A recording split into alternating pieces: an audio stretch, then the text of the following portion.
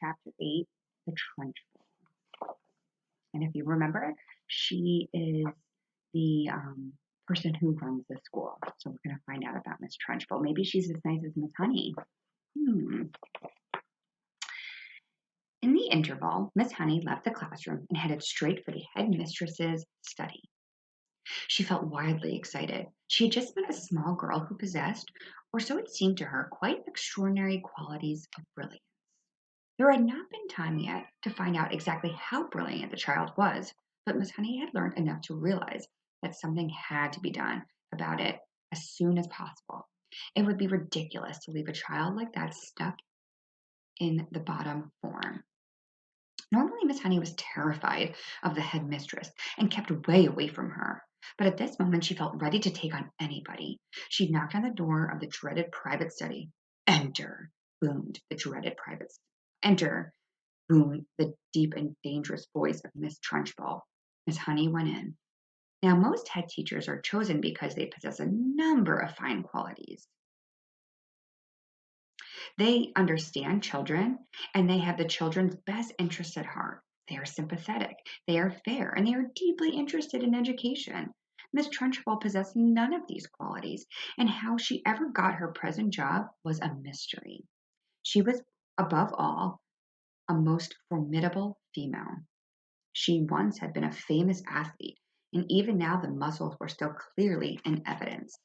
You could see them in the bull neck, in the big shoulders, and the thick arms, in the spiny wrists, and in the powerful legs. Looking at her, you got the feeling that this was someone who could bend iron bars and tear telephones directories in half. Her face, I'm afraid, was neither a thing of beauty nor a joy forever. She had an obstinate chin, a cruel mouth, and small, arrogant eyes. And as for her clothes, they were, to say the least, extremely odd. She always had on a brown cotton smock, which was pinched around the waist with a wide leather belt. The belt was fastened in front with an enormous silver buckle.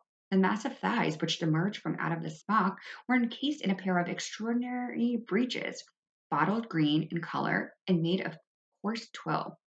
These breeches reached to just below the knee, and from there on down, she sported green stockings with turn up tops, which displayed her calf muscles to perfection. On her feet, she wore flat heeled brown boots with leather flaps.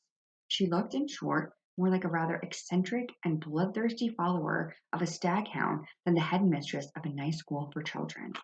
When Miss Honey entered the study, Miss Trunchbull was standing beside her huge desk, with a look of scowling impatience on her face. Yes, Miss Honey, she said. What is it that you want? You're looking very flushed and flustered this morning. What's the matter with you? Have those little stinkers been flickering spitballs at you? No, headmistress, nothing like that. Well, what is it then? Go on with it. I'm busy. I'm a busy woman. As she spoke, she reached out and poured herself a glass of water from a jug that was always on her desk. There's a little girl in my class called Matilda.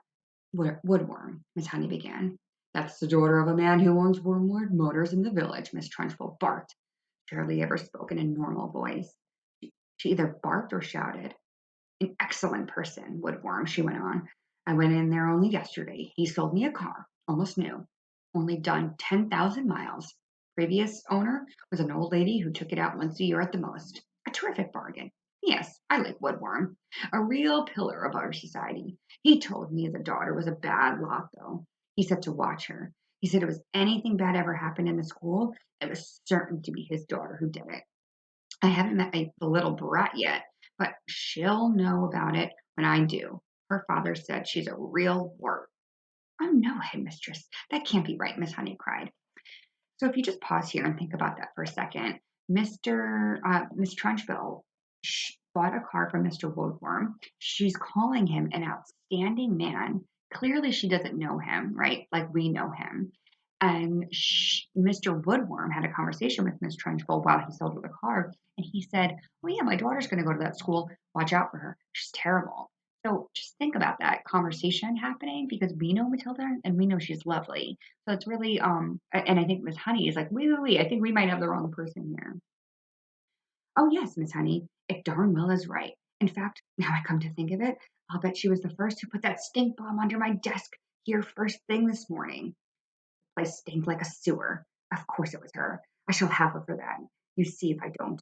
What does she look like? Nasty little worm. I'll be bound. I have discovered, Miss Honey, during my long career as a teacher, that a bad girl is far more dangerous creature than a bad boy. What's more, they're much harder to squish. Squashing a bad girl is like trying to squash a blue bottle. You bang down on it, and the darn thing isn't there. Nasty, dirty things. Little girls are. Glad I was never one. Oh, but you must have been a little girl once, headmistress. Surely you were. Not for long anyway, Miss Trunchbull barked, grinning.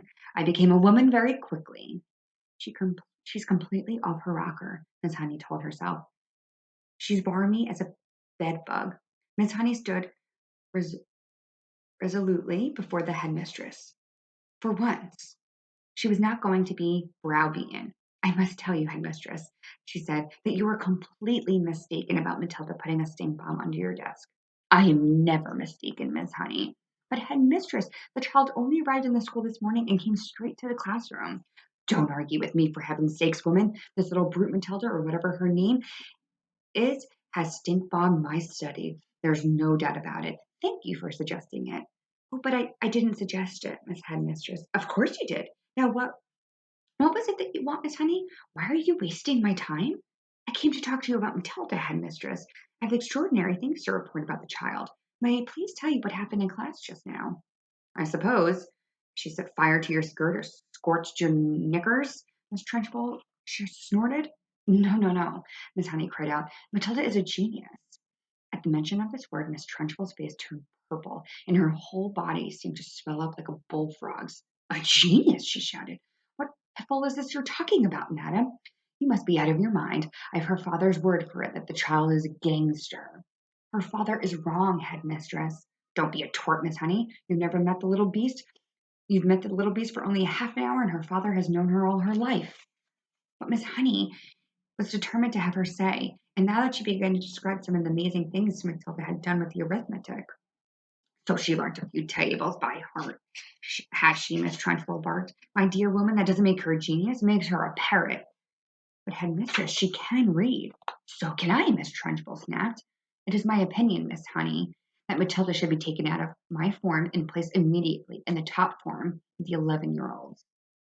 Ha! Snorted Miss Trunchbull. So you want to get rid of her, don't you? You can't handle her. So now you want to unload her onto the wretched Miss Plimsoll at the top form, where she will cause even more chaos? No, no, cried Miss Honey. That's not my reason at all. Oh, yes, it is, Miss Trunchbull. I can see right through your little plot, madam. And my answer is no. Matilda stays where she is, and it is up to you that she behaves herself. But headmistress, please, not another word, shouted Miss Trunchbull. And in any case, I have a rule in this school that all children remain in their own age groups regardless of ability. Great Scott, I'm not having a little 5-year-old brigand sitting in the seniors, girls and boys at the top form. Who ever heard of such a thing? Miss Honey stood there helpless before this great red-necked giant. She was a lot more than she would like to have, but she knew it was useless. She said softly, Very well, then. It's up to you, headmistress. You're darn right it's up to me, Miss Trunchbull bellowed. And don't forget, madam, that we are dealing here with a little viper who put up a stink bomb under my desk. She did not do that, headmistress. Of course she did it, Miss Trunchbull boomed. And I'll tell you what, I wish to heavens I was still allowed to use the birch and belt as I did in the good old days. I'd have roasted Matilda Bottom for her so she couldn't sit down for a month. Miss Honey turned and walked out of the study feeling depressed, but by no means defeated. I'm going to do something about this child, she told herself. I don't know what it will be, but I shall find a way to help her in the end. So again, Miss Honey's probably kind of kicking herself right now, like, oh, should I have even went to the headmistress? Because now she kind of brought more attention to Matilda. And it seems like whatever Miss Honey was saying, trying to bring truth or shed light on the situation, Miss Trunchbull was like, nope, you're wrong. So clearly, we could tell by the character's actions that Miss Trunchbull, like character traits, she's just mean. She's stubborn. She doesn't want to listen to anyone. And Miss Honey is just trying to, she's trying to accelerate Matilda. She's trying to get her into school with the 11-year-olds, trying to put her at a higher level. And Miss Trunchbull wants nothing to do with it.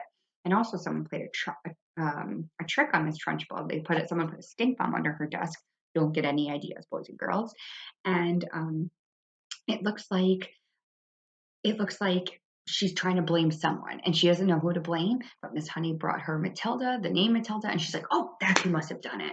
So it's kind of like she's just making a lot of judgments and things about Matilda based on a conversation she had with her father and not really even listening to Miss Honey. So let's see where this takes us.